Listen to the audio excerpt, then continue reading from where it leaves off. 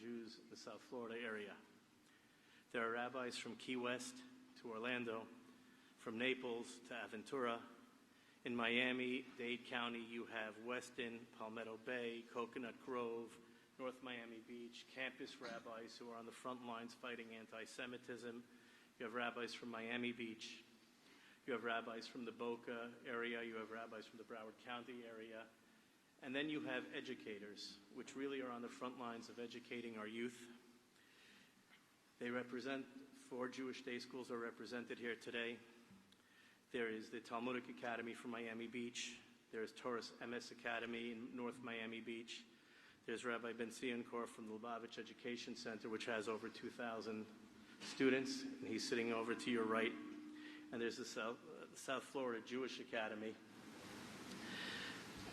And then we have a group of community leaders who deal with food programs, chaplaincies, both prison reform, and as well as people who work with newborns and early education, to people who deal with dignity of death, making sure that they are cared for and cherished and buried according to Jewish tradition.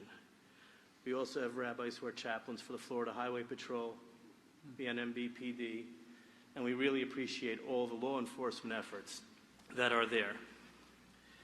Everybody here is represented today in that group. I'd like to share a brief story that explains our presence here today. In Valley Forge, there was a very cold winter day, and George Washington went and walked around, and he went to see his defenses, and he saw a soldier shivering. And he went over to that soldier, and he asked him if he could do anything for him, and the soldier said to him, "Tomorrow is the first night of Hanukkah, and I'd like to light the menorah, but I have no provisions." Needless to say that George Washington, our founding father, made certain that this individual had the provisions to perform the Hanukkah menorah lighting program. And at the same time, he made sure that everything was done. The Grand Rabbi of Lubavitch always talked about the fact of charitable deeds and leading by example, and how light dispels darkness, and each act of kindness is a little light. I'm going to keep my remarks very brief because we're all here to hear what you have to say.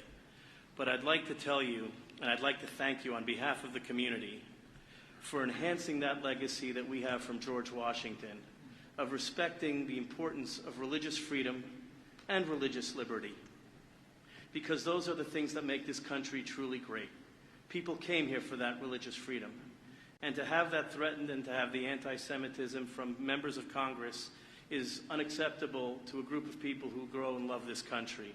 These are people on the front lines who truly care, have dedicated their lives to making the world a better place.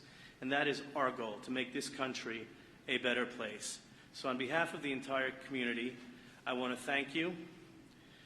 And as you know, before we spoke about charity and acts of kindness and all these points of light. And you being here today is a point of light for all of us here. So we thank you for all you do for you and your wife in fighting for religious liberty, your efforts to encourage volunteerism, your support of Israel, your support of religious freedom. And without further ado, we are very happy to have you here with us for this Faith in America, the Honorable Vice President of the United States, Michael Pence.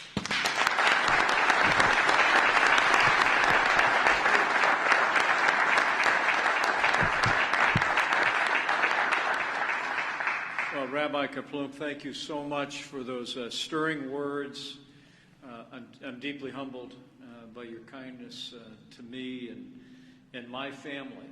And I want to thank you, the rabbis who are gathered here, not just at the table, but all of you who've come together for this. I want to thank the Chabad organization, not just for this gathering, but just thank you for what you do every day. The President tasked me in February to lead the White House Coronavirus Task Force,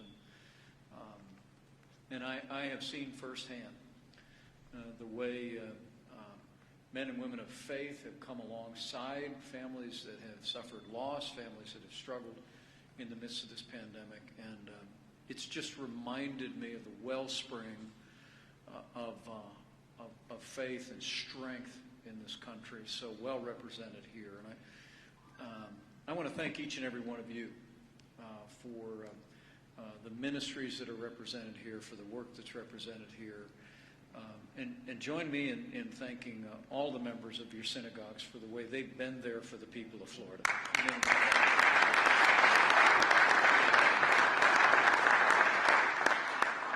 And so I'm looking forward to a conversation before I go and catch up with my friend. This is the day to be in Miami. I arrived earlier today for a rally. The president is arriving momentarily, and we'll be meeting up at Doral before he has a televised town hall this evening. But I know that your friend, Rabbi Kaplum, would want me also to extend his thanks and admiration to each and every one of you. Thank you. Thank you for your support. Thank you for support of this president and the policies that we've advanced. I'll reflect on very briefly at home and abroad. But I know he would also want to say thank you for your prayers for the First Family and for all the families in the communities that you lead, and also all across the state, and all across the nation. I'm happy to report to you that the President, the First Lady, and Barron are all doing well.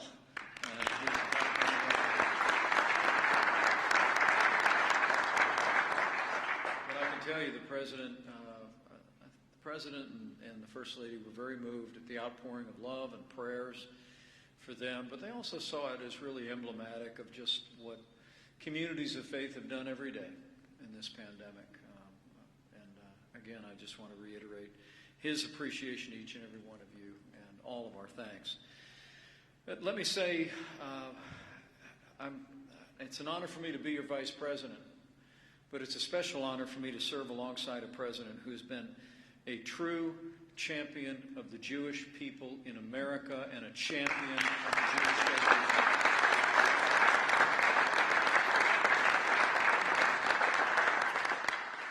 I think all of you know, as leaders in faith, the efforts that the president has taken to combat anti-Semitism anywhere and everywhere it has emerged. I was in a national debate about a week ago, and when the latest spurious accusation against the president came, I could not help but remind the American people that none of you need to be reminded of, and that is that this president has consistently condemned the rhetoric and actions of extremists and white supremacists and neo-Nazis, and I also made the point that the president has Jewish grandchildren, and his daughter and his son-in-law are members of the Jewish community, and he couldn't be more proud of each and every one of them. But it's been out of love for his family, out of love for all the wonderful Jewish families in this country. The president has taken strong action. In December of last year, the president signed an executive order on combating anti-Semitism. Gave all agencies in the federal government the resources needed to fight the scourge of anti-Semitism, as the president said, as vigorously as against all other forms of discrimination. And we particularly focused on anti-Semitism emerging on college campuses. And this president, and I'm happy to tell you that back in my days as governor, this president, this vice president, and our administration have been fighting against the BDS movement, and we're going to continue to fight against any form of anti-Semitism emerging on campuses.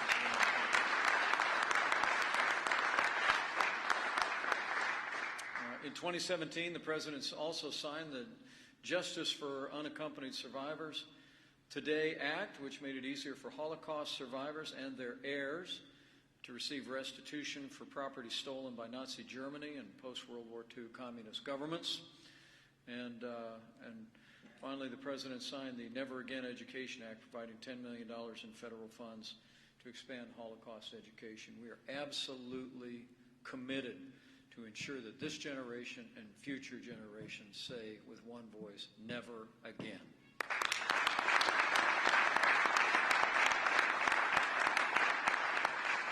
And I expect I don't need to tell all the great leaders in this room about this president's leadership on the foreign stage, where where the Obama-Biden administration made three administrations that all President Donald Trump promised and moved the American embassy to Jerusalem, the capital of the state of Israel.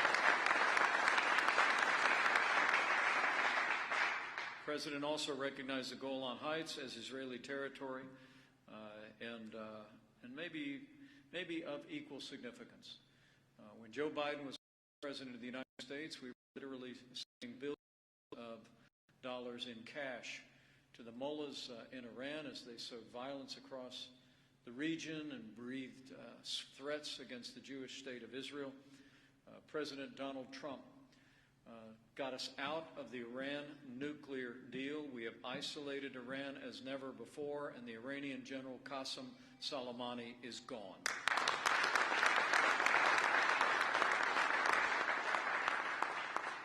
And I must tell you, all of those actions along the way, and Rabbi Kaplum, you and the President are good friends, and so you would know this. I just saw this President make those decisions against expressions of opposition, particularly in moving the embassy to Jerusalem. I mean, to say that virtually every major leader in the world told him not to do it would be an understatement. I mean, I was there when the phone was ringing from heads of state around the world saying, you can't move the American embassy to Jerusalem, although it was the only capital of any nation on earth that we did not have an American embassy located in the capital of the country. But I must tell you, I was there when President Trump ended those conversations on two reasons. He said, number one, he said, I'm going to do it because I told people I was going to do it. It's a promise that he made, not just to Jewish Americans, but to every American who cherishes Israel, which, as you all know, in the communities that you serve, goes far beyond the synagogues of this country. I must tell you that love for Israel resonates in every little buckboard church across the heartland of this country, and it always has. But I also, Rabbi Kaplum, and I'll end with this thought. I remember the President saying that he didn't believe that it would make peace less possible. He believed that it would make peace more possible. I mean, by literally making clear what was not negotiable. I mean, this community knows, and I understand, that Jerusalem is the eternal capital of Israel. By recognizing that, the President, I can tell you that the President had a sense that it could make peace more possible. And the skeptics were there. But I think all of you witnessed just a few short weeks ago, when for the first time in 26 years, in the wake of the President's strong action, standing with Israel, moving our embassy, standing with her security, standing up to Iran, for the first time in 26 years, two Arab nations formally recognize the Jewish state of Israel.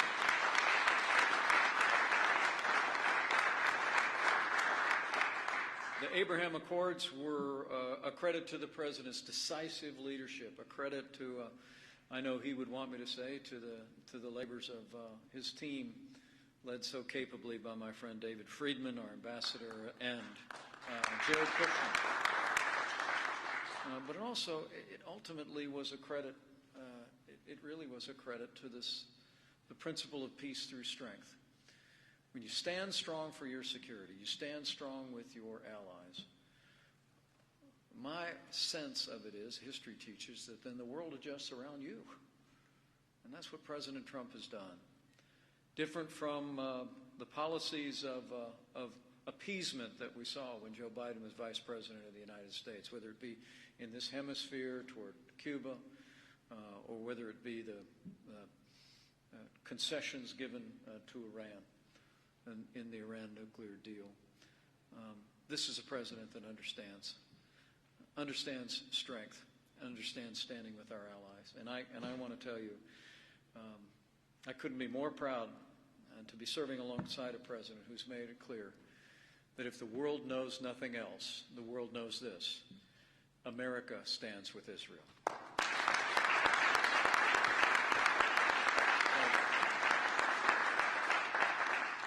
Rabbi Kaplum and the distinguished rabbis who are with us today, in the time that's remaining, I'd love to hear your thoughts and respond to any questions. I want to thank you. I'd like to ask. Thank you for the warm welcome and for your support.